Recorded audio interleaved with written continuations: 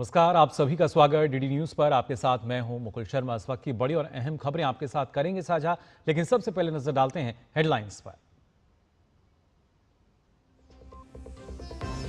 संसदीय दल की बैठक में एनडीए नेताओं ने प्रधानमंत्री नरेंद्र मोदी का किया स्वागत। पीएम की सांसदों से अपील, लोगों की जिंदगी को आसान बनाने के लिए करें काम।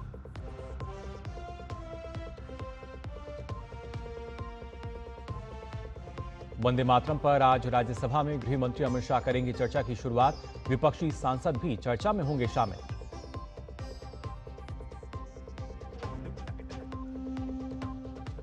दोपहर 1 बजे से आज लोकसभा में चुनाव सुधार पर होगी चर्चा। कानून मंत्री अर्जुन राम मेघवाल करेंगे चर्चा की शुरुआत। विपक्ष की ओर से राहुल गांधी लेंगे बहस में हिस्सा।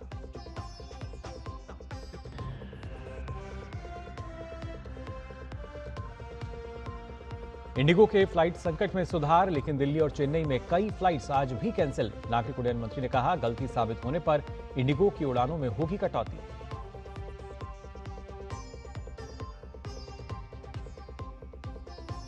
और भारत दक्षिण अफ्रीका के बीच टी20 सीरीज का पहला मुकाबला आज। शुभमन और हार्दिक करेंगे वापसी।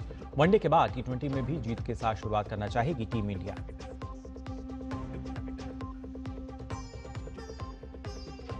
और आइए बुलेटिन की शुरुआत करते हैं इस वक्त की बड़ी खबर के साथ। जी हां, आपको बता दें, एनडीए संसदीय दल की बैठक में न सिर्फ पीएम का जोरदार स्वागत हुआ, बल्कि अभी जो बैठक है खत्म हो चुकी है। क्या कुछ खास रहा इसमें बताएंगे आपको। खासतौर से इस वक्त की बड़ी खबर पहले आपके साथ साझा कर लें।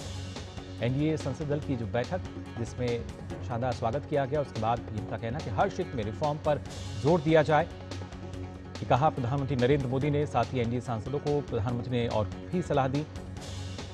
प्रधानमंत्री ने सीधे तौर पर कहा कि लोगों की जिंदगी आसान बनाएं सांसद। इस तरीके से लगातार विकास को गति दी जा रही है, लेकिन लोगों की जिंदगी को आसान बनाया जाए। नियम कानून अच्छे, लेकिन जनता को परेशानी ना हो, ये कहना प्रधानमंत्री नरेंद्र मोदी का सांसदों से। और साथ ही खेलकूद के क्षेत्र में तेजी से काम हो, सांसदों का मार्गदर्शन यहां पर किया उन्होंने। एनडीए संसदीय दल की बैठक में न सिर्फ हमने पहले देखा बिहार की जीत के लिए उनका स्वागत किया गया, और उसके साथ साथ अभिनंदन हुआ, और फिर किस तरीके से प्रधानमंत्री ने यहाँ पर मौजूद जो सांसद थे, एनडीए के तमाम सांसद, उनको यहाँ पर संबोधित किया और बताया कि किस तरीके से रिफॉर्म पे हमें जोर देना होगा। और नियम कानून बेहतर है, लेकिन इससे आम लोगों को परेशानी उनको ना हो। साथ ही लोगों की जिंदगी को आसान बनाना चाहिए। आम जनता जो है उसको परेशानी ना आए। नियम कानून जो हैं वो अच्छे हैं, उसी लिहाज से लगातार हमें काम करना चाहिए। साथ ही एक बार फिर से यहाँ पर खेलकूद के क्षेत्र में तेजी से काम हो, इस बात का जिक्र किया प्रधानमंत्री नरेंद्र मोदी ने। यानी चौतरफा विकास की जब हम बात करते हैं, उसी को लेकर अपनी बात यहाँ प्रधानमंत्री ने दोहराई। और साथ ही साथ प्रधानमंत्री का ये कहना कि सिर्फ आर्थिक स्तर पर नहीं, बल्कि हर एक क्षेत्र में जो रिफॉर्म है वो होना चाहिए। रिफॉर्म पर जोर दिया प्रधानमंत्री नरेंद्र मोदी ने। एनडीए सांसदों को एक बार फिर यहां प्रधानमंत्री ने सलाह दी।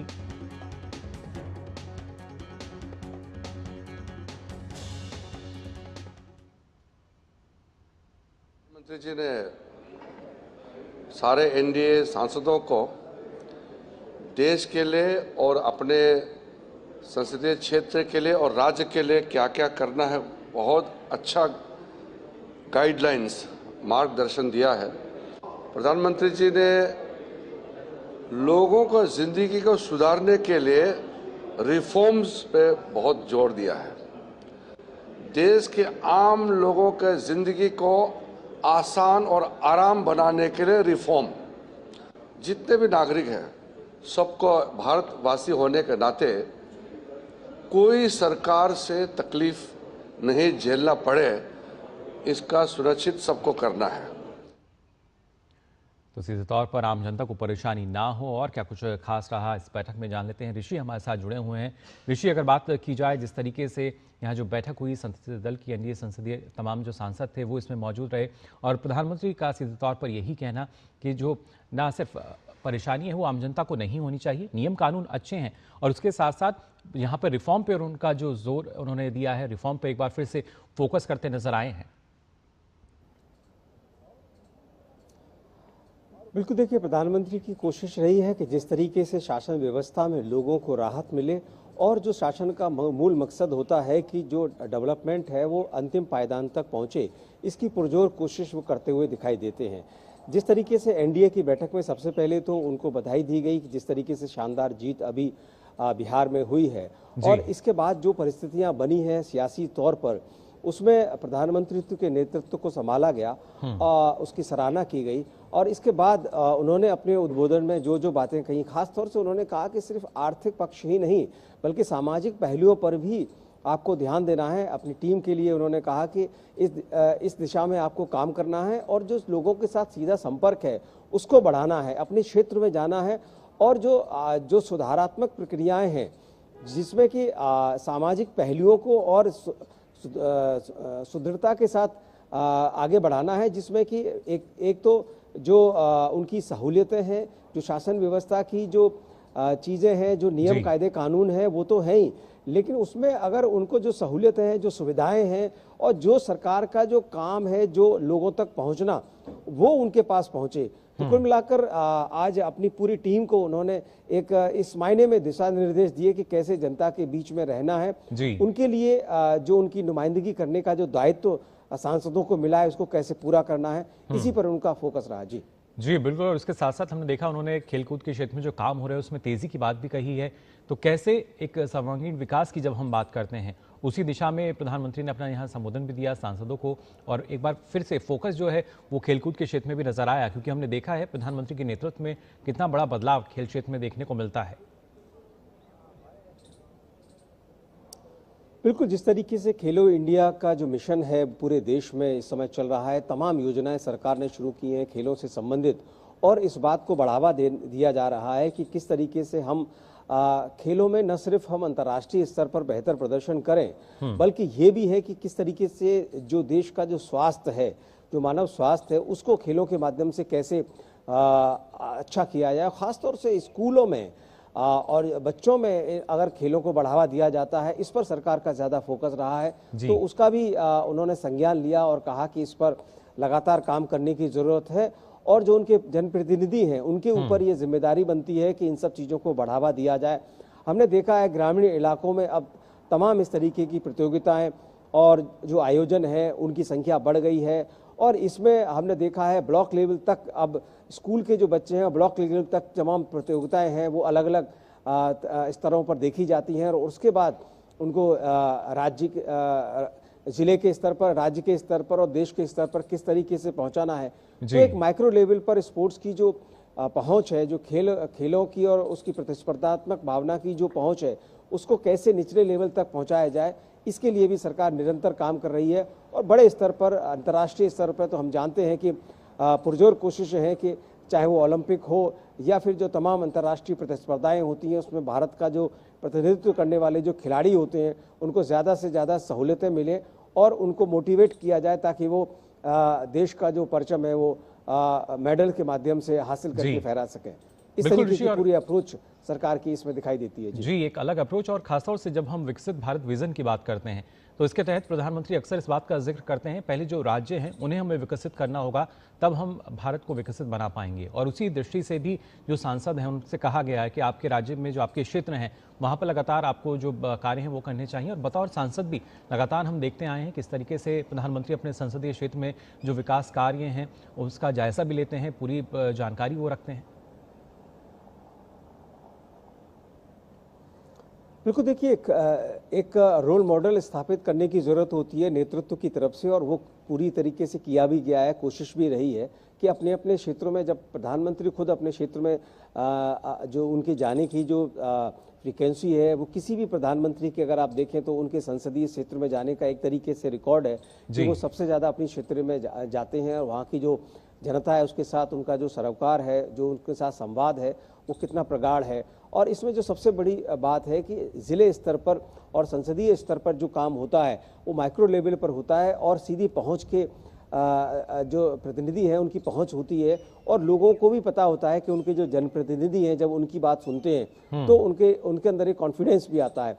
तो इसी चीज़ को सरकार चाहती है कि जो उनके सांसद हैं इस बात की तवज्जो दें, और चाहे वो खेल प्रतिस्पर्धाएं हो, सामाजिक सुधार हो, आर्थिक प्रगति की बात हो, और जो अंतिम पायदान पर पहुंचे हुए बैठे व्यक्ति के पास जो सुविधाएं हैं उसका विस्तार जो सरकार कर रही है वो सही तरीके से पहुंचे, ये निरंतर कोशिश होती है।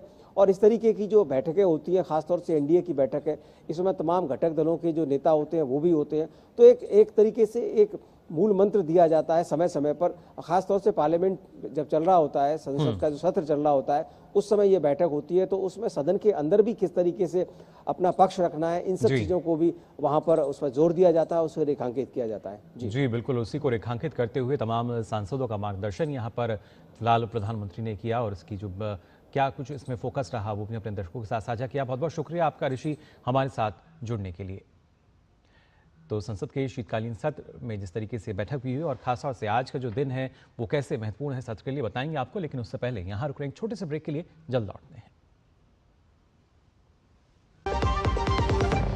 क्या आपको है आकर्षक बचत विकल्पों की तलाश? LIC प्रस्तुत करता है नव जीवन श्री सिंगल प्रीमियम प्लान। एक मुश्त प्रीमियम राशि जमा करें, जीवन बीमा कवर का आनंद उठाएं, परिपक्वता पर गारंटीकृत निश्चित राशि प्राप्त करें, तरलता विकल्प भी उपलब्ध। अभी खरीदें।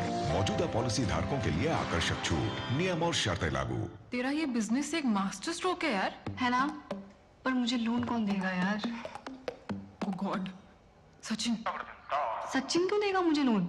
अरे मैं नहीं, बैंक ऑफ बड़ौदा देगा तुम्हें MSME बहुत बिजी उद्यम के साथ 100% digital process, approval in minutes. Bank of Baroda से MSME लोन लेना भी मास्टर स्ट्रोक है। मेरी पसंद, मेरी पसंद, मेरी पसंद, मेरी पसंद, हमारी पसंद, हम सबकी पसंद। मजबूत देश का मजबूत सरिया हो गया स्टील।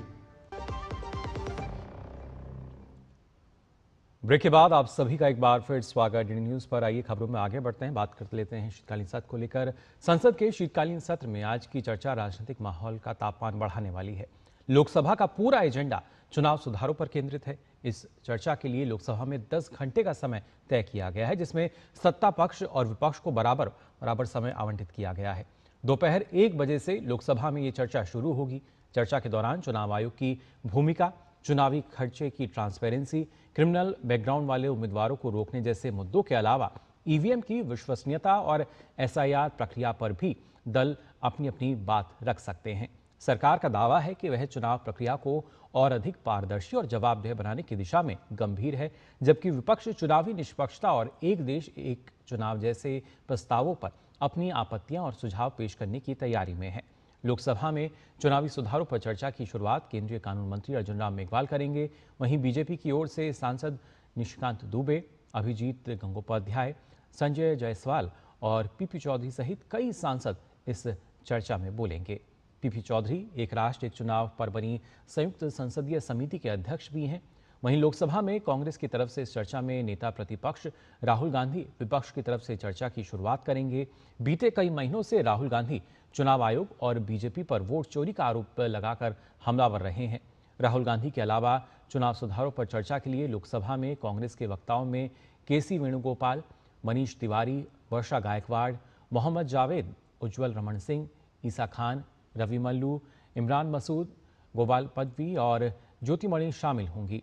कांग्रेस ने अपने सांसदों को व्हिप जारी किया है।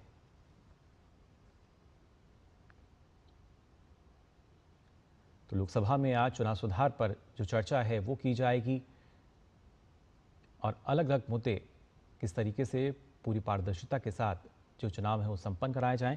वहीं आपको बता दें, वंदे मातरम के 150 वर्ष पूरे होने के अवसर पर आज राज्यसभा में इस पर चर्चा होगी। इससे पहले कल लोकसभा में वंदे मातरम के ऐतिहासिक महत्व को लेकर एक लंबी और गंभीर चर्चा हुई। ये चर्चा करीब 12 घंटे 45 मिनट तक देर रात 11:42 तक जारी रही। इस दौरान पक्ष और विपक्ष के कुल 66 सांसदों ने अपने अपने विचार भी रखे। चर्चा के दौरान स्वतंत्रता संग्राम में इस गीत की भूमिका और सांस्कृतिक राष्ट्रवाद पर तीखी बहस देखने को मिली। उच्च सदन में आज चर्चा की शुरुआत गृह मंत्री अमित शाह करेंगे। राज्यसभा के विधायी कार्यों की अगर बात की जाए तो आज विभिन्न समितियों के प्रतिवेदन और विवरण पेश किए जाएंगे। साथ ही प्रश्नकाल के दौरान विभिन्न मंत्रालयों से सांसद अहम प्रश्न भी पूछेंगे। तो न सिर्फ लोकसभा बल्कि राज्यसभा में भी आज महत्वपूर्ण दिन, महत्वपूर्ण चर्चा वंदे मातरम के 150 वर्ष पूरे होने पर, और साथ ही वंदे मातरम पर जो विशेष चर्चा क्यों हो रही है ये भी आपको हम यहाँ बता देते हैं। आखिर क्या वजह है, इसको समझने की कोशिश करते हैं। दरअसल वंदे मातरम की जो रचना है इसके 150 साल पूरे हुए हैं और इस ऐतिहासिक अवसर को संसद में औपचारिक रूप से सहेजना भी इसका एक उद्देश्य है। साथ ही वंदे मातरम को राष्ट्रीय महत्व देने की मंशा, विशेष चर्चा किस लिए की जा रही है ये आपको हम यहाँ बता रहे हैं। ऐतिहासिक अवसर को संसद में औपचारिक रूप से सहेजना काफ़ी महत्वपूर्ण, वंदे मातरम को राष्ट्रीय महत्व देने की ये मंशा है। हर कोई इसके महत्व को समझे, जाने। साथ ही स्वाधीनता संग्राम में जो योगदान रहा है इसका और ऐतिहासिक सांस्कृतिक महत्व सामने अब इस चर्चा के जरिए लाया गया और इस गीत की समसामयिक प्रासंगिकता को भी बताना, यानी आज के समय में कितनी प्रासंगिक है ये, और खासतौर से समाज में राष्ट्रीय एकता, गौरव और साझा पहचान को रेखांकित इसके जरिए किया जाए। वहीं युवाओं में राष्ट्र भावना जागृत करना भी इसका एक अहम उद्देश्य, जिसके लिए ये चर्चा हुई। स्वतंत्रता आंदोलन की विरासत और इतिहास का सम्मान, हमारा जो इतिहास रहा है और जिस तरीके से स्वतंत्रता आंदोलन हुआ उसकी सारी जानकारी हम रखें। इतिहास को सामने दोबारा लाने की कोशिश, कितनी मुश्किलों से जो आज़ादी हमें मिली है उसके हर पहलू को हम समझें और साथ ही उस पहलू में एक अहम पड़ाव वंदे मातरम का, जो कि 150 वर्ष पूरे कर चुका है। और आखिर वंदे मातरम को लेकर पंडित नेहरू पर जो आरोप लगाए जा रहे हैं, क्या वो आरोप हैं, वो आपको हम समझा देते हैं। दरअसल वंदे मातरम से माँ दुर्गा के कुछ श्लोक हटाने का आरोप कांग्रेस पार्टी और प्रथम प्रधानमंत्री जवाहरलाल नेहरू पर लगता रहा है, जिसकी चर्चा कल सदन में भी हुई। जब ये गीत स्वतंत्रता की पहचान बन रहा था तो 1908 में मुस्लिम लीग ने इसके विरोध की शुरुआत की। गीत में देवी देवताओं का उल्लेख था। इस गीत को मुस्लिम लीग ने इस्लाम विरोधी बताया और आरोप है कि नेहरू ने इसके बाद गीत के कुछ छंदों को छोड़ दिया, यानी नेहरू पर सांप्रदायिक एजेंडे को आगे बढ़ाने के आरोप लगे। और सरकार का मानना है कि ये सभी बिंदु आज भी पीढ़ी के सामने आने चाहिए, यानी जब गीत में हिंदू देवी देवता का उल्लेख था तो उसको हटाया क्यों गया, उसी वजह से सवाल खड़ा होता है। 1937 में कांग्रेस ने कुछ पंक्तियों को छोड़ दिया और वहीं से लगातार एक सांप्रदायिक एजेंडे के तहत 4 छंद जो है वो छोड़े गए और कहीं ना कहीं एक विभाजनकारी मानसिकता लगातार नजर आई। 1937 में नेहरू ने बोस को ये पत्र लिखा था और उसी वजह से लगातार बीजेपी हमलावर है। नेहरू ने लिखा था कि गीत की पृष्ठभूमि मुसलमानों के लिए अगर देखा जाए उनके लिए सही नहीं, जिसमें गीत में इस वजह से देवी देवताओं का उल्लेख था और उसी वजह से लगातार अगर देखा जाए तब से लेकर अभी तक भी बीजेपी का आरोप यही है कि वही मानसिकता जो है कि विभाजनकारी मानसिकता वो लगातार नज़र आती है कांग्रेस पर।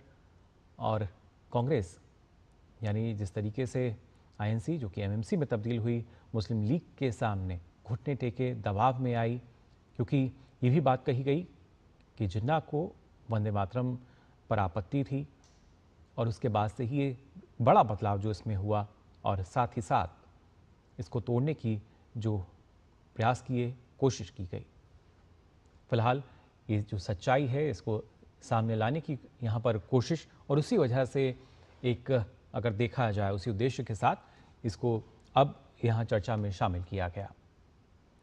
फिलहाल हमारे साथ ऋषि लगातार जुड़े हुए हैं पार्लियामेंट से ही। ऋषि, अगर जिस तरीके से देखा जाए आज, पहले अगर हम बात करें दोनों सदनों में, कल हमने देखा था लोकसभा में वंदे मातरम पर एक सार्थक चर्चा हुई, लेकिन आज की अगर बात की जाए चुनाव सुधार पर आज जिस तरीके से एक सार्थक चर्चा होनी है और अलग अलग पहलू इसके, कैसे चुनाव की जो पारदर्शिता है, विश्वसनीयता है, निष्पक्षता है और बेहतर की जाएगी, इसको लेकर एक पूरा हम कह सकते हैं कि जो खाका है वो इस चर्चा में नजर आएगा।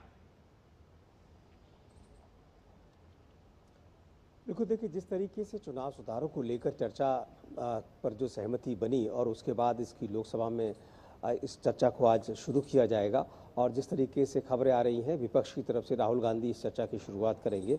अन्य नेताओं की भी अलग अलग तरीके से सूची है जो प्राप्त हो रही है। हालांकि सदन में कौन बोलेगा कौन नहीं बोलेगा ये अधिकार पीठ का होता है और तत्काल भी कई बार उनको शामिल कर लिया जाता है, तो ये बड़ा मुद्दा नहीं होता है। लेकिन बड़ी बात ये होती है कि जो राजनीतिक दल है जी। वो इस चर्चाओं के दौरान किस पहलू को उजागर करना चाहता है, किस पक्ष को आगे बढ़ाना चाहता है, ये जो पूरा का पूरा मकसद है, सियासी मकसद है चर्चा के दौरान, वो बाहर निकल के आता है। और जिस तरीके से अभी देश के सामने दो मुद्दे बहुत महत्वपूर्ण हैं और इसी वजह से ये चर्चा बहुत महत्वपूर्ण हो गई है, क्योंकि पूरे देश को अब ये देखना है कि इन दोनों मुद्दों पर किस तरीके से जो पॉलिटिकल अप्रोच है, जो राजनीतिक दृष्टिकोण है, वो जनता के सामने आ पाता है। एक तो सबसे बड़ी बात कि एक देश और एक चुनाव, यानी कि चुनावों को जो बार बार चुनाव होने की जो देश में संभावनाएं इन दिनों बनी रहती हैं, उसको कैसे दूर किया जाए, इसको लेकर एक देश एक चुनाव से संबंधित विधेयक सरकार का सदन में लेकर आई और वो जेपीसी इस पर अपनी स्क्रूटनी कर रही है, इस पर तमाम मंथन चिंतन कर रही है, तमाम पहलुओं पर विचार कर रही है, तमाम स्टेक होल्डर हैं और जो विशेषज्ञ हैं उनके साथ इनपुट्स ले रही है, जानकारी ले रही है ये कमेटी, और अपनी रिपोर्ट वो अगले सत्र यानी कि बजट सत्र के अंतिम सप्ताह से पहले दिन उसको देनी है, जो उसके समय बढ़ाया गया है। जी। दूसरा पहलू है जिस तरीके से एसआईआर को लेकर चुनाव आयोग और उसकी कार्यप्रणाली को लेकर विपक्ष लगातार हमलावर रहा और इसी वजह से हमने देखा था कि पिछले सत्र के दौरान भी इस मुद्दे पर सदन बाधित हुआ था। इस बार भी पहले 2 दिन काफ़ी गहमा-गहमी भरे रहे और बाधाएं पहुंची और एडजर्नमेंट देखने को मिले, लेकिन अंततोगत्वा इस बात पर सहमति बन गई कि चुनाव आयोग नहीं बल्कि चुनाव सुधारों के नाम पर चर्चा कराई जा सकती है, क्योंकि चुनाव सुधार सरकार का एजेंडा होता है और उसके लिए एक मंत्री होता है जो जवाब देते हैं, कानून मंत्री इसका जवाब देंगे। और अगर हम चुनाव आयोग की बात करते हैं कि उस पर चर्चा करनी है तो उसका जवाब कौन देगा, क्योंकि चुनाव आयोग एक स्वतंत्र संवैधानिक संस्था है। यही बात लगातार सरकार कह रही थी विपक्ष के, लेकिन वो समझने के लिए तैयार नहीं था। अंत में उनको समझ में आ गया कि जो चीज़ संभव है वही हो सकती है और उन्होंने इस बात को स्वीकारा कि हम चुनाव सुधारों पर चर्चा करेंगे। अब इस चर्चा में दोनों पहलुओं पर किस तरीके से अपने पक्ष रखते हैं, हमने देखा है आज सुबह तमाम सांसद जो विपक्ष के थे वो अपने अपने एजेंडे के साथ, अपने अपने रणनीति के साथ आज सदन में पहुंच रहे हैं। कोई अलग सबूत लेके रखना चाहता है तो कोई किस तरीके का सबूत रखना चाहता है। तो कुल मिलाकर आज बहुत ही महत्वपूर्ण दिवस है लोकसभा में इस चर्चा के माध्यम से, क्योंकि संसदीय प्रणाली में जिस तरीके से चुनावों की भूमिका होती है और चुनाव ही एकमात्र माध्यम होते हैं लोकतंत्र को मजबूत करने के और लोकतंत्र को आगे बढ़ाने के। अगर चुनावों को लेकर, चुनाव सुधारों को लेकर अब यहाँ पर बहुत सारे पक्ष हैं, वो ये कह रहे हैं कि जैसे चुनावों के दौरान जो तमाम खर्चे होते हैं, महंगा हो गया है चुनाव, उस पर अलग अलग समितियों की रिपोर्ट देश के सामने है, तो क्यों न जो सरकारी खर्चे पर चुनाव कराए जाएं। तो इस तरीके के जो तमाम विचार हैं वो अभी हमें जिस तरीके से सांसदों के साथ बातचीत करने के दौरान जानने को मिले सुबह सुबह, लेकिन इन विचारों का जो पूरा मंथन है जो वो आज सदन में देखने को मिलेगा। तो मेरे हिसाब से बहुत महत्वपूर्ण दिवस है चुनाव सुधारों के हिसाब से देखा जाए। जी ऋषि, बिल्कुल, ना सिर्फ एक देश एक चुनाव या एसआईआर, इसके अलावा हम देखते हैं कि अक्सर ईवीएम की विश्वसनीयता पर जो सवाल हैं वो उठाए जाते हैं और हर बार उनको जवाब भी मिलता है। लेकिन ऐसे में अब जब एक सुधार पर चर्चा की जा रही है तो क्या माना जाए कि ये भी एक जो विषय है यहाँ हमें नज़र आएगा इस चर्चा में, क्योंकि लगातार जिस तरीके से ना सिर्फ विपक्ष जो है वो सवाल उठाता आया है चुनाव आयोग की कार्यप्रणाली को लेकर भी और ईवीएम की विश्वसनीयता को लेकर भी, तो अब शायद अब इस बहस का कोई जो अंत है शायद वो होना चाहिए। देखिए, पिछले अगर दिनों में देखा जाए तो ईवीएम फिलहाल विपक्ष के निशाने पर नहीं है। मुझे लगता है उनको जानकारी हो गई होगी कि ईवीएम के माध्यम से क्या कुछ हो सकता है और क्या कुछ नहीं हो सकता है। अब उनका जो दूसरा मसला है, जिस तरीके से वो लगातार आरोप लगाते रहते हैं कि वोट चोरी के नाम पर वो अपना मुद्दा बना रहे हैं, तो ऐसे में अब मुद्दा दूसरा है। ईवीएम को वो भूल चुके हैं, उन्हें पता है कि ईवीएम अब एक बड़ा मुद्दा नहीं रह गया, लेकिन इसके बावजूद ईवीएम का मुद्दा ज़रूर उठेगा, कोई न कोई इसको ज़रूर रखेगा, क्योंकि सदन में इतने सारे दल, इतने सारे सांसद बोलते हैं तो ये पहलू ज़रूर आएगा। क्योंकि अगर हम इस समय फिलहाल एसआईआर और जो वोटर लिस्ट का जो मुद्दा है, इससे पहले अगर किसी मुद्दे को देखें तो सबसे बड़ा मुद्दा ईवीएम ही था और ये मुद्दा इतना बड़ा मुद्दा रहा है कि इस पर सुप्रीम कोर्ट तक मसला गया और सुप्रीम कोर्ट ने इस पर साफ तौर से जो डायरेक्शन दिए उसी डायरेक्शन के तहत वीवीपैट आया, क्योंकि फिजिकल वेरिफिकेशन सुप्रीम कोर्ट की नज़र में बहुत महत्वपूर्ण पहलू था। उन्होंने कहा कि जो वर्चुअल चीज़ें हैं उसको फिजिकल ज़रूर करना चाहिए, क्योंकि किसी के मन में शक शुबा नहीं होना चाहिए। और इसी वजह से जो ईवीएम है उसके साथ वीवीपैट जोड़ा गया और वीवीपैट में हम जानते हैं कि किस तरीके से एक फिजिकल वेरिफिकेशन होता है कि एक पर्ची निकलती है, उस पर जिसमें वोट डाला है वो वोट उसी पर जा रहा है, वो निशान आता है। तो एक तरीके से ये बैलेट ही हो गया, क्योंकि हम एक पेपर पे चीजों को देख रहे हैं और बैलेट पर भी पेपर ही होता है। तो ये जो पूरी की पूरी कवायद है ईवीएम को लेकर, अब बहुत बड़ा मुद्दा दिखाई नहीं दे रहा है, लेकिन सदन में क्या कुछ हो जाए ये तो सदन की जो चर्चाएं होती है, क्योंकि हमने देखा है संसदीय चर्चाओं के दौरान बहुत सारी चीजें होती हैं जो तत्काल मुद्दा बन जाती हैं। तो इस बार देखते हैं कि इस चर्चा के दौरान क्या कुछ होता है, क्या जो सियासी मुद्दे थे वो संसद में कमजोर भी हो जाते हैं। ये भी कई बार देखा जाता है कि जनता के सामने परसेप्शन अलग बनाया जाता है, और जब कोई अपना वर्जन सदन के अंदर रखना होता है, क्योंकि सदन में हर चीज ऑन रिकॉर्ड होती है। आज से 50 साल बाद भी देश देखेगा कि आपने उस समय क्या कहा था और उस प्रणाली से आप कितने संतुष्ट थे और कितने असंतुष्ट थे। तो ये एक ऑफिशियल वर्जन होता है, मुझे लगता है एक किसी भी राजनीतिक दल का अपना राजनीतिक जो परिप्रेक्ष्य है उसको स्पष्ट करने का। तो उस लिहाज से मुझे लगता है कि लोकतांत्रिक पहलुओं के हिसाब से आज का दिन बहुत महत्वपूर्ण है, चुनाव सुधारों के हिसाब से। जी बिल्कुल। और वहीं दूसरी तरफ राज्यसभा की भी अगर ऋषि हम बात करें, वहां पर आज वंदे मातरम को लेकर विशेष चर्चा होगी। 150 वर्ष पूरे हो चुके हैं और कल भी हमने देखा था लोकसभा में एक सार्थक चर्चा नजर आई थी। अपने आप में बेहद खासतौर से जो आवश्यकता की जब मांग पड़ रही है कि जो युवा हैं वो कम से कम अपने इतिहास को जानें, समझें और वाकई क्या महत्व रहा है वंदे मातरम का। बिल्कुल, देखिए जिस तरीके से आज़ादी का जो आज़ादी हासिल करने का जो दौर था, जो संघर्ष था, और उसमें जो देशभक्त युवा किसी ज़माने में वंदे मातरम गीत आपको जुड़ते थे और उसको एक शक्ति मानते थे और उस माध्यम से वो अपने जो राजनीतिक गतिविधियों हैं उसको संचालित भी करते थे। तो एक पहचान बन गया था वंदे मातरम, और उस पहचान के बनते समय जो कुछ घटनाक्रम हुआ, खासतौर से 150 वर्ष पूरे होने पर उन्हीं घटनाक्रमों को आज सत्ता पक्ष उजागर कर रहा है। जिस तरीके से वंदे मातरम गीत को पूरा न करके उसको बीच में ही छोड़ दिया गया, अधूरा गीत रखा गया, उस अधूरे गीत की वजह क्या थी और उस अधूरे गीत को क्या आज पूरे देश को जानना चाहिए कि वो पूरा गीत क्या था, और जानना चाहिए तो क्यों जानना चाहिए। तो ये बहुत सारी चीजें हैं जो अब देश के सामने आ रही हैं।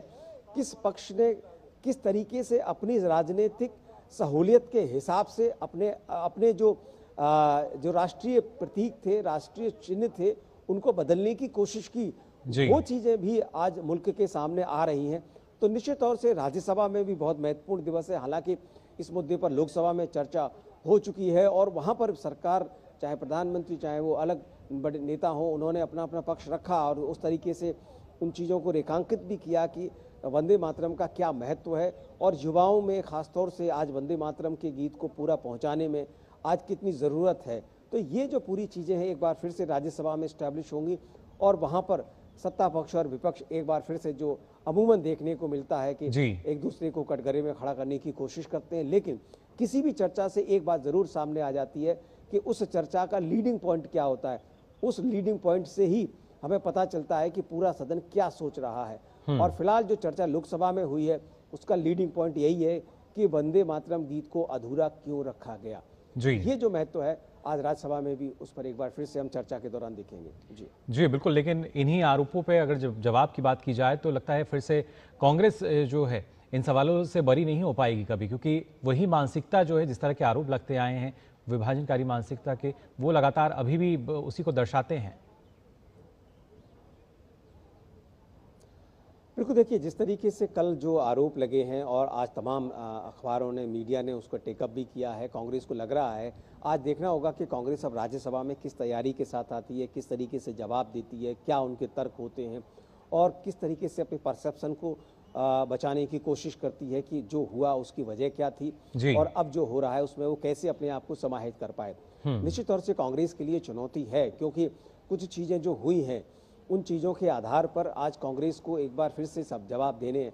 वही मैंने कहा कि जब सदन में आप कोई भी काम करते हैं, सदन में कोई भी पक्ष रखते हैं, चाहे वो चुनाव सुधारों की बात हो या वंदे मातरम गीत को लेकर चर्चा हो, हर आपका पक्ष ऐतिहासिक हो जाता है और आप उससे बच नहीं सकते। इतिहास हमेशा आपके सामने दोबारा खड़ा होता है जब आप किसी भी पक्ष में होते हैं, चाहे वो पक्ष में सत्ता पक्ष में आते हैं या विपक्ष में आते हैं। तो इन्हीं सब गतिविधियों को आज हम दोनों ही सदनों में कह सकते हैं कि आज का दिन संसदीय प्रणाली में हमारे बेहद महत्वपूर्ण दिवस है, क्योंकि दोनों सदनों में लंबी चर्चा हो रही है जी। और सार्थक चर्चा हो, इसके लिए समय भी अच्छा खासा मुकर्रर किया गया है। 10-10 घंटे का समय दोनों ही विषयों पर दोनों सदनों में रखा गया है। तो ऐसे में ये भी संकेत है कि अगर ये चर्चा आज नहीं हो पाती है, इसको कल भी बढ़ाया जा सकता है। तो ये चर्चाओं के लिए जिस तरीके से सदन होता है, दो ही काम होते हैं, एक तो विधायिका के रूप में काम करना, कानून बनाना, और दूसरा जो मुद्दे हैं उस पर पूरे देश के सामने, जनता के सामने अपना पहलू रखना, पक्ष रखना, और जो आपका जो पक्ष है उस पक्ष के साक्ष्य क्या हैं, उसको आप सही कैसे ठहराते हैं, चाहे वो सत्ता पक्ष हो या विपक्ष हो। उसके लिए ये बहुत बड़ा प्लेटफॉर्म होता है संसद, और इसके माध्यम से देश की सियासत कई बार मुड़ती हुई हमने देखी है, उसमें तमाम बदलाव होते हुए देखे हैं इन्हीं चर्चाओं के माध्यम से। बिल्कुल, और यही खासियत भी है लोकतंत्र की। फिलहाल देखना होगा किस तरीके से जो सार्थक चर्चा है वो नजर आती है। बहुत बहुत शुक्रिया आपका ऋषि, हमारे साथ जुड़ने के लिए। तो जाना आपने किस तरीके से सदन की अगर बात की जाए तो आज एक सार्थक चर्चा यहाँ होनी है। और वहीं अब आइए आगे बढ़ते हैं। आप बता दें, प्रधानमंत्री नरेंद्र मोदी ने डीडी न्यूज़ पर प्रसारित होने वाले कार्यक्रम सुप्रभातम की फिर प्रशंसा की है। इस कार्यक्रम में प्रसारित होने वाला आज का सुभाषित प्रधानमंत्री ने एक्स पर पोस्ट किया है और उसको लिखा भी है। उन्होंने लिखा कि दूरदर्शन पर प्रसारित होने वाले सुप्रभातम कार्यक्रम में हर रोज़ संस्कृत में एक सुभाषित का भी प्रसारण किया जाता है। इस सुभाषित में संस्कार से संस्कृति तक विविध विषयों का समावेश होता है, और जो आज का सुभाषित है वो उन्होंने इसके साथ यहाँ साझा किया है। आपको बता दें, भले ही देश के तमाम एयरपोर्ट्स पर स्थिति अब धीरे धीरे सामान्य हो रही हो, लेकिन अभी भी इंडिगो की कुछ फ्लाइट्स कैंसिल हो रही हैं, जिसकी वजह से यात्रियों को 12 घंटे से ज़्यादा का इंतज़ार भी करना पड़ रहा है। ऐसे ही एक परिवार जिसे अरुणाचल जाना है, उन्हें फ्लाइट कैंसिल होने की वजह से 12 घंटे से ज़्यादा एयरपोर्ट पर अपना समय बिताना पड़ा। दूरदर्शन संवाददाता मोहित शुक्ला ने उनसे बातचीत की, आइए देखते हैं।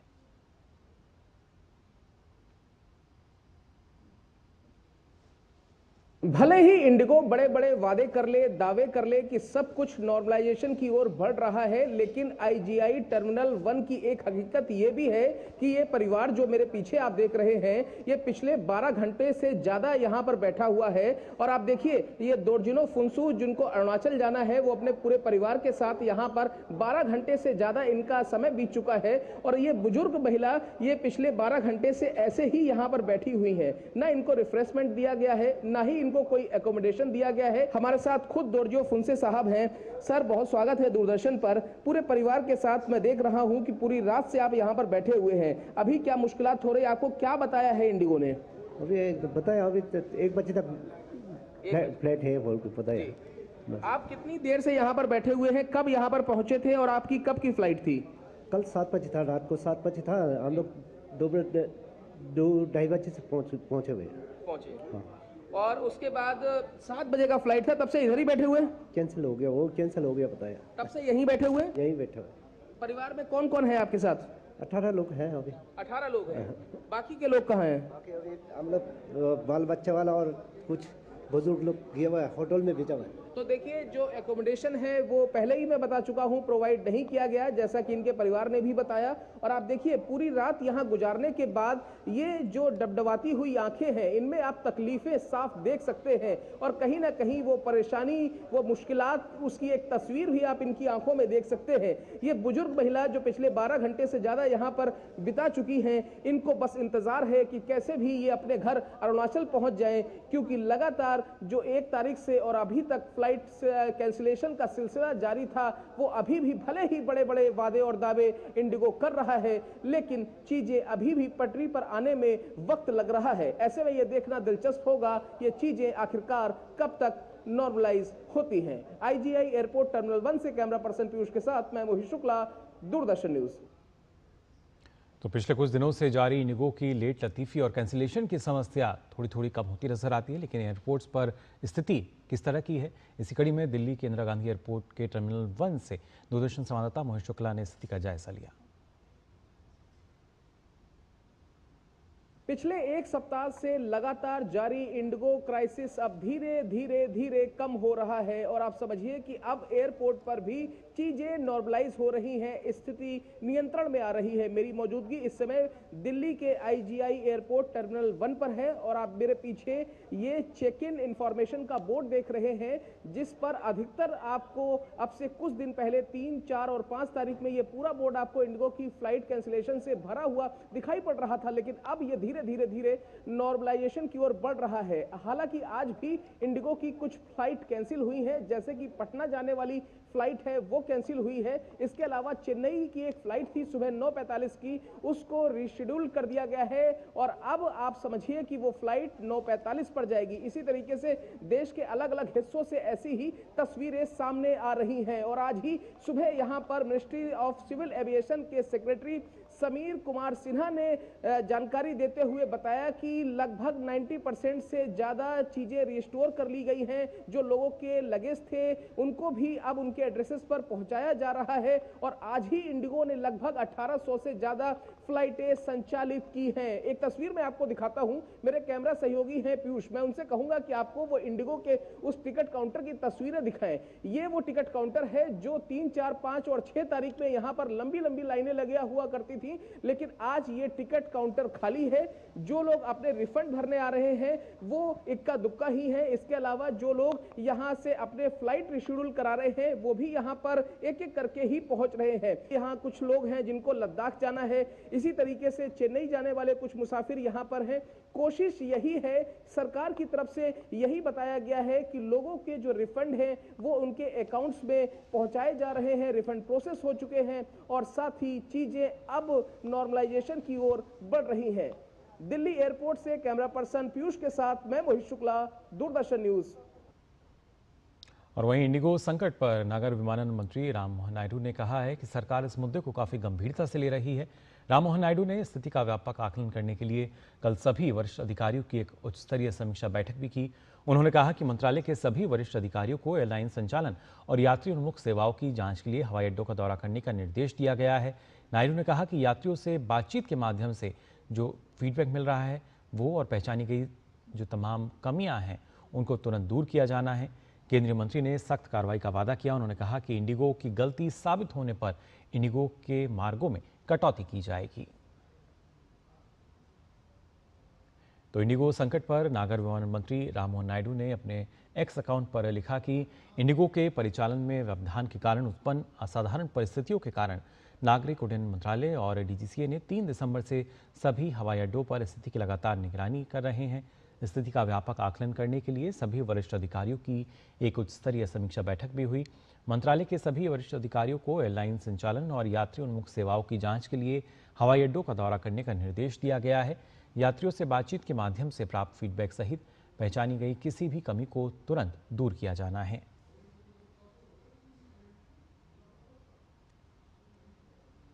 और फिलहाल बुलेटिन में हम यहाँ रुक रहे हैं एक छोटे से ब्रेक के लिए, जल्द लौटते हैं।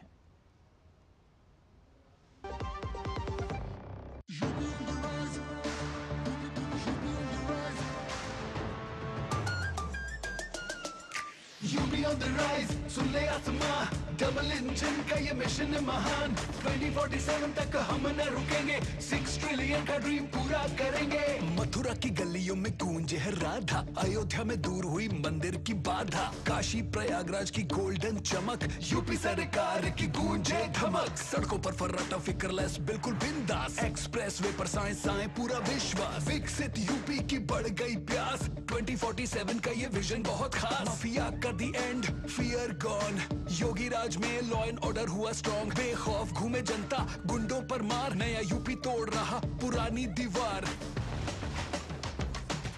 यूपी ऑन द राइज, सुन ले आसमां, डबल इंजन का ये मिशन है महान। 2047 तक हम न रुकेंगे, 6 ट्रिलियन का ड्रीम पूरा करेंगे। जब धरती चीर कर निकलता है लोहे का पत्थर और मिलता है मोंगिया के जोश से, फिर तपता है, पिघलता है और बनता है फौलाद। अब होता है सरिया सारी खूबियों के साथ। मोंगिया स्टील, मजबूत देश का मजबूत सरिया। हमने 2.5 में सोचा था ये। संजीव, हाँ, ये वाला घर पिक करना एक मास्टर स्ट्रोक है। ये घर बजट से ज्यादा है। कौन देगा हमें बढ़िया होम लोन? सचिन क्यों देगा होम लोन?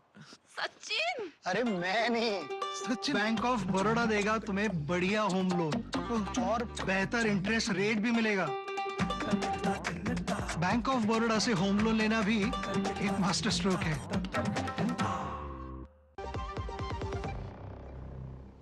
ब्रेक के बाद आप सभी का एक बार फिर स्वागत डीडी न्यूज़ पर। खबरों में आगे बढ़ते हैं, बात करते हैं केरल की, जहां 7 जिलों में हो रहे स्थानीय निकाय चुनाव के पहले चरण के लिए मतदान लगातार चल रहा है। शाम 6 बजे तक वोटिंग होगी। पहले चरण के चुनावों के लिए तिरुवनंतपुरम, कोल्लम, पथनमथिट्टा, अलपुजा, कोट्यम, इडुक्की और एर्नाकुलम जिलों में 595 स्थानीय निकायों के लिए वोटिंग हो रही है।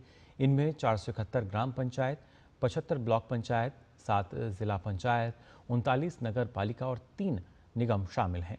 चुनावों में कुल अगर बात करें तो 1,32,83,789 मतदाता पंजीकृत हैं, जिनमें 62,51,219 पुरुष और 70,32,444 महिलाएं और 126 ट्रांसजेंडर शामिल हैं। इस सूची में 456 प्रवासी मतदाता भी शामिल हैं। आज 11,168 वार्डों में मतदान हो रहा है और दूसरे चरण का मतदान 11 दिसंबर को होगा, जबकि मतगणना 13 दिसंबर को होगी। बात करते हैं उत्तर प्रदेश की, जहां मुख्यमंत्री योगी आदित्यनाथ के निर्देश पर कोरिन युक्त कफ सिरप के खिलाफ बड़े स्तर पर अभियान चलाया गया। पुलिस और एफएसडीए की संयुक्त कार्रवाई में अवैध भंडारण और बिक्री का खुलासा हुआ। प्रदेश सरकार ने आईजी स्तर पर एक एसआईटी गठित की है। नशा मुक्त उत्तर प्रदेश अभियान के तहत प्रदेश के 28 जिलों में 128 दवा प्रतिष्ठानों पर एफआईआर दर्ज की गई। इनमें एनडीपीएस एक्ट के तहत कार्रवाई भी शामिल है। भारी मात्रा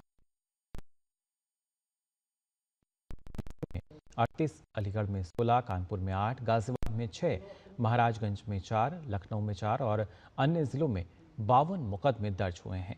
इस मामले में यूपी एसटीएफ द्वारा अब तक 20 अभियुक्तों की गिरफ्तारी की जा चुकी है। अधिकारियों के अनुसार अब तक इस सिरप में सूबे में किसी मौत की पुष्टि नहीं हुई है।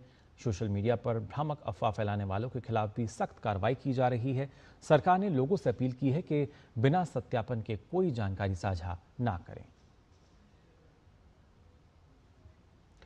सर्दियां आते ही हिमाचल प्रदेश का कुल्लू मनाली पर्यटन गलियारा सैलानियों से गुलजार हो जाता है। इसका कारण है रोहतांग सहित ऊंचाई वाले क्षेत्रों में ताज़ा बर्फबारी। मनाली के ऊपरी क्षेत्रों में हुई ताज़ा बर्फबारी से पर्यटन कारोबारी और स्थानीय लोगों के चेहरे खिल उठे हैं। रोहतांग में 2 इंच तक बर्फ हुई है, जिसके बाद से सड़क पर फिसलन को देखते हुए वाहनों को रोहतांग की बजाय मढ़ी तक भेजा जा रहा है। खास बात यह है कि हर साल 15 नवंबर को बंद होने वाला रोहतांग दर्रा इस बार सैलानियों के लिए 10 दिसंबर तक बहाल रखा गया है। इसका फ़ायदा होटल इंडस्ट्री के लिए सबसे पहले इम्पोर्टेंट है और इसका बेनिफिट है, क्योंकि इतनी दूर से हर स्टेट से, हर हिमाचल और हिंदुस्तान के हर कॉर्नर से टूरिस्ट आता है। मेन क्रेज़ होता है बर्फ़ के लिए। टनल के पास बर्फ़ हो, रोहतांग में बर्फ़ हो और सराउंडिंग मनाली में बर्फ़ हो तो इजी अप्रोच होती है टूरिस्ट को देखने के लिए, और हॉर्टिकल्चर पॉइंट ऑफ व्यू से भी ये बहुत इम्पोर्टेंट है। रोहतांग में जो बर्फबारी हुई है उससे जो है बहुत ही हमारे को फायदेमंद है और पर्यटक जो है और ज़्यादा आए। हमारे को ये उम्मीद है कि थोड़ी और ज़्यादा आएगी और हमारे जो भी गेस्ट हाउस होम स्टे वाले हैं उनको और ज़्यादा फायदा मिलेगा। हमारे को ये जल्द से जल्द और ज़्यादा आनी चाहिए। हर साल की तरह इस साल भी मनाली में सैलानियों की रौनक नजर आ रही है। मनाली के माल रोड पर चहलकदमी करने के साथ ही घाटी के पर्यटन स्थलों का भी लोग दीदार कर रहे हैं। दिल्ली और चेन्नई से मनाली आए सैलानियों ने बताया कि मनाली के ऊपरी क्षेत्र में हवा और वातावरण बेहद अच्छा है, जिसका आनंद लेते हुए वे यहाँ सुकून के कुछ पल बिता रहे हैं। दिल्ली से यहाँ पे मौसम में बहुत ही ज़्यादा फर्क है। फ्रेशनेस है एयर में एटलीस्ट, और हवा में ठंडक है। जो दिल्ली में एटलीस्ट पॉल्यूशन इतना ज़्यादा होता है, यहाँ पे एकदम साफ है।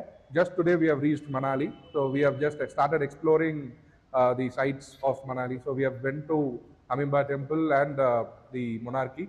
So we are in Mall Road now, exploring the shops and what are all items that we can buy in. So the climate is pleasant, expecting snowfall, but it is not there in recent days, right? Okay, so we are enjoying. Himachal Pradesh की ऐतिहासिक नगरी कुल्लू में बड़ी संख्या में सैलानी लगातार पहुंच रहे हैं। यहां से लोग मनाली, मणिकर्ण, कसौल, तीर्थन, जीभी सहित अन्य पर्यटन स्थलों का रुख कर रहे हैं। पर्यटकों का कहना है कि वे यहां आकर बेहद आनंदित महसूस कर रहे हैं और रिवर राफ्टिंग, पैराग्लाइडिंग जैसी साहसिक गतिविधियां उनके रोमांच को दुगना कर रही हैं। वहीं पर्यटन कारोबारियों में भी क्रिसमस और न्यू ईयर पर काफ़ी उत्साह है। जो यहाँ का वेदर है और पोल्यूशन फ्री है, स्पेशली एकदम मस्त, और व्यूज तो वर्थ इट। मतलब हर एक पॉइंट पे सुबह उठोगे तो सुबह उठने से लेकर जहाँ पे भी जा रहे हो, व्यू पॉइंट्स तुम्हें बिल्कुल भी डिसअपॉइंट नहीं करेंगे। बहुत मजा आने वाला है। और यस, हाँ, साफ सफाई है, सब बहुत। यहाँ पे बहुत ही मतलब ग्रीनरी है, बहुत ही, एंड रिवर भी है, बहुत ही अच्छा लग रहा है, सुंदर, बहुत एटमॉस्फेयर और बहुत मस्त है। अच्छा लगा यहाँ पे आके। हमें आए तो हमें ऐसा लगा नहीं था कि इतना एंजॉयमेंट करेंगे। बस हमने स्टार्टिंग की जिप लिफ्टिंग से, फिर बाद हम ऊपर गए पहाड़ों पर, वहाँ पे बर्फ का वाटर टैंक और अटल टनल पे, फिर हम यहाँ आए, लिफ्टिंग किए, राफ्टिंग किए, बहुत मजा आया। सभी लोग आओ, एंजॉय करो। मजा आया यहाँ पर राफ्टिंग में, लेकिन ठंड में नहीं आना, बहुत ठंडा पानी था यहाँ पर, बहुत ज्यादा ठंडा था, तो बहुत मजा आया। यहाँ की पहाड़, नेचर बहुत अच्छा है, बहुत मस्त है। और इस बीच एक बड़ी खबर आ रही है, जी हाँ, आपके साथ साझा कर लेते हैं। इंडिगो संकट से जुड़ी हुई ये बड़ी खबर, जहां पर डीजीसीए की एक जो कार्रवाई है वो नजर आ रही है। बड़ा फैसला जो है वो लिया गया है। जिस तरीके से संकट यहां नजर आया था, आपको बता दें डीजीसीए की तरफ से अब इंडिगो के जो फ्लाइट फ्यूल हैं उसमें 5% की कटौती की गई है। इस वक्त की बड़ी खबर आपके साथ हम साझा कर रहे हैं। जिस तरीके से लगातार बात की जा रही थी, सख्ती नजर आ रही थी सरकार की, और यहाँ एक बड़ा फैसला डीजीसीए का सामने आया है। जो फ्लाइट शेड्यूल है इंडिगो का, उसमें 5% की कटौती की गई है। 60% से अधिक की हिस्सेदारी इंडिगो की नज़र आती है विमानन क्षेत्र में, और यहाँ पर अब फ्लाइट शेड्यूल में 5% की कटौती की गई है। ये फैसला लिया है डीजीसीए की ओर से लिया गया है। जिस तरीके से लगातार जो खामियां हैं, कमियां हैं वो नज़र आ रही थी, और पहले से ही इस बात का संकेत दिया गया था कि अगर गलती मिलती है तो सख्त कार्रवाई की जाएगी। फिलहाल अभी अगर देखा जाए तो यहाँ फ्लाइट शेड्यूल में 5% की कटौती की गई है डीजीसीए द्वारा। इंडिगो संकट, जिसके बारे में लगातार आपके साथ हम जानकारी साझा कर रहे हैं, किस तरह के हालात बनते हुए नजर आए थे, अब फिलहाल क्या स्थिति है। सरकार ने शोकॉज नोटिस जारी किया था, और उसके बाद यहाँ पर जो जवाब दाखिल किया गया इंडिगो की तरफ से, जो प्रतिक्रिया सामने आई थी, माफ़ी मांगी थी इंडिगो एयरलाइन ने, लेकिन उसके बाद सरकार ने सीधे तौर पर कहा था कि इस रिपोर्ट में अगर गलती पाई जाती है इंडिगो की तो यहाँ पर सख्त कार्रवाई जो है वो की जाएगी। और एक बड़ा फैसला यहाँ पर फिलहाल डीजीसीए ने लिया है। इंडिगो के फ्लाइट शेड्यूल की अगर बात की जाए तो यहाँ पर 5% की कटौती की गई है। और इस पर और जानकारी के लिए आइए सीधा रुख कर लेते हैं हमारे संवाददाता तापस का, हमारे साथ जुड़ चुके हैं। तापस, क्या और महत्वपूर्ण जानकारी इस वक्त मिल रही है? देखिए, सबसे पहले तो मैं ये बताना चाहूंगा कि इस वक्त डीजीसीए ने एक बहुत अहम फैसला लिया है। जैसे आपने कहा, 5% की कटौती की है शेड्यूल में, इंडिगो के जो शेड्यूल फ्लाइट्स है। इसका आपको याद होगा, जब हम लोगों ने पहले जब ये प्रॉब्लम स्टार्ट हुआ था तभी हमने कहा था कि पिछली बार से इस बार ये जो फ्लाइट्स में बढ़ोतरी की गई थी, करीब 6 से 10% की बढ़ोतरी की गई थी पिछले साल से के मुकाबले। लेकिन उसके मुकाबले उन्होंने पायलट की इतनी भर्ती नहीं की थी, और फ्लाइट शेड्यूल में उन्होंने कहा था कि हमें और फ्लाइट चाहिए, खासतौर से विंटर जो होता है, विंटर जो एकदम स्पेशल शेड्यूल होता है और समर शेड्यूल होता है। और उसके मुताबिक ये कहा गया था कि ये लोग करीब 64,346 फ्लाइट की अप्रूवल ली गई थी नवंबर मंथ के लिए, नवंबर महीने के लिए। लेकिन जो एक डिटेल रिपोर्ट आई है उसमें पता चला है कि इन लोगों ने करीब 60,000 से भी कम, यानी 59,438 फ्लाइट ही नवंबर के महीने में चलाई है, जो कि और उसमें से भी इस महीने 951 फ्लाइट कैंसिलेशन भी थी। तो ये कहा गया है कि ये जो फ्लाइट्स इन्होंने नहीं चलाई है, और इससे पता चलता है कि इनके पास उतने पर्याप्त प्लेन्स नहीं है। जो अभी डिटेल आया है डीजीसीए के हवाले से, वो ये है कि करीब एयरलाइन 339 एयरक्राफ्ट ही अक्टूबर के महीने में और 344 एयरक्राफ्ट नवंबर के महीने में ही ऑपरेट कर पाई है, जबकि इनको उससे ज्यादा करने की छूट दी गई थी। उनको कहा गया था आप उससे ज्यादा करिए।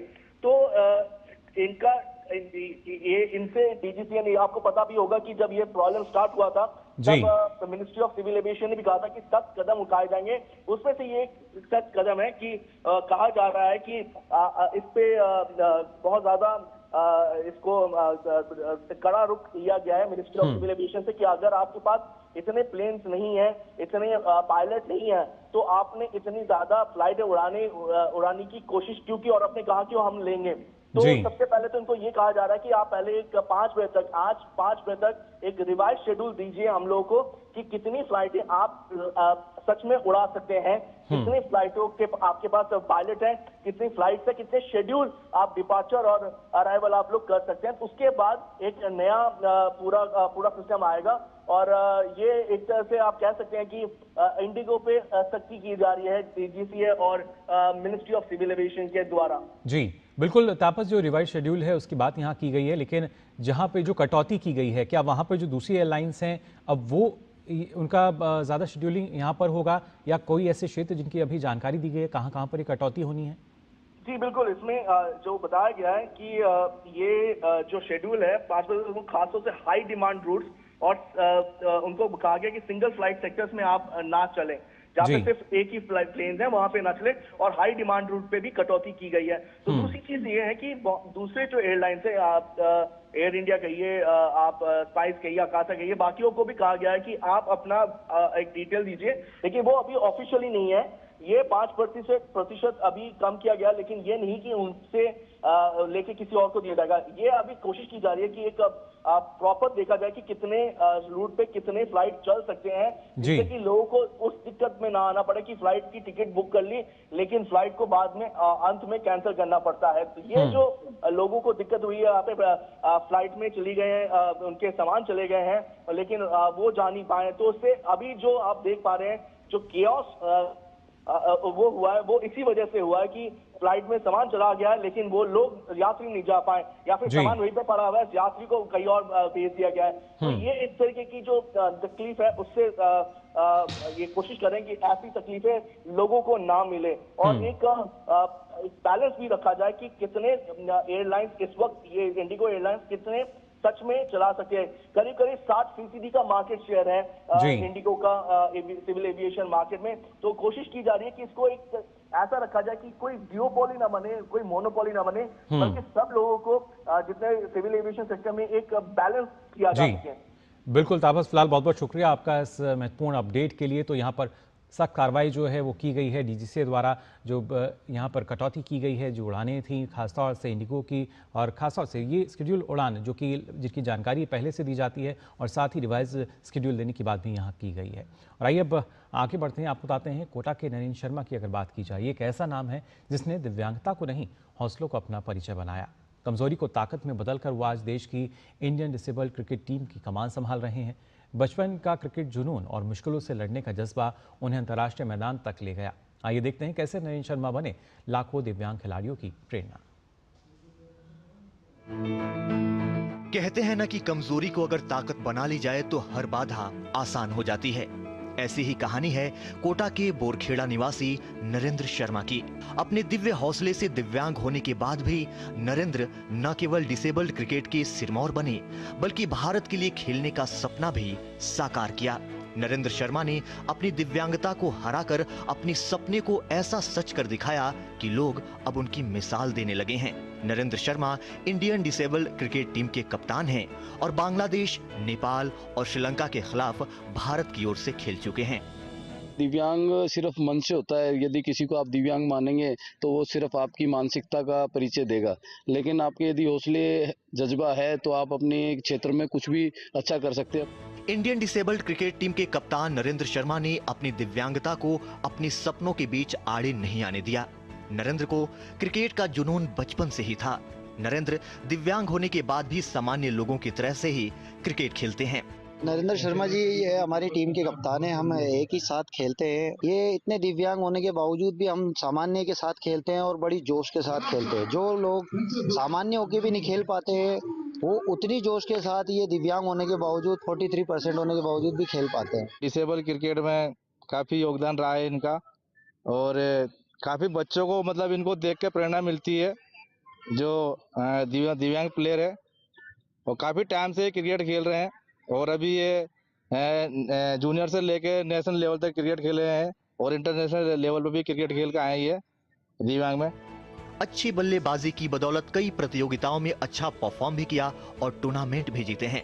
इस बीच किसी ने उन्हें डिसेबल्ड क्रिकेट टीम से जुड़ने की जानकारी दी, जिसके बाद शर्मा ने कभी पीछे मुड़कर नहीं देखा। अपनी अथक मेहनत से वो अब इंडियन डिसेबल्ड क्रिकेट टीम के कप्तान बन गए हैं। Bureau report, Kota, Rajasthan.